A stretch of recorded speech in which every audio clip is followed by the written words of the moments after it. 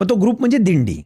त्याला काही एक फॉर्म्युलेशन आहे, म्हणजे त्या दिंडीत पण काही भाग असतात ठरलेले. पुढे झेंडेकरी चालतो, त्याच्या म्हणजे तो कशासाठी, तर तो टॉर्च बेरर आहे, त्याला झेंडा बघून गर्दीत पण जाता येतं ना पुढे, आपला झेंडा आहे पुढं.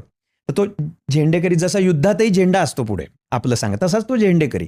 त्याच्या मागे सगळे टाळकरी, टाळ वाजवणारे. त्याच्यामध्ये पखवाजवाला, कारण तो त्यांना ताल देतोय. त्याच्या पखवाजवाल्याच्या मागे विणेकरी, आणि विणेकऱ्याच्या मागे सगळ्या महिला. असा तो दिंडीचा ग्रुप आहे. असंच चाललं जातं त्याच्यामध्ये. आणि त्यांना सपोर्ट व्हावं म्हणून त्याच्यामध्ये हंडा घेणाऱ्या बायका असतात. पूर्वी पाण्याची कॅरी करायची पद्धत नव्हती, तर त्या महिलांनी हंडा घेऊन फक्त पाणी पाजायचं या दिंडीतल्या लोकांना.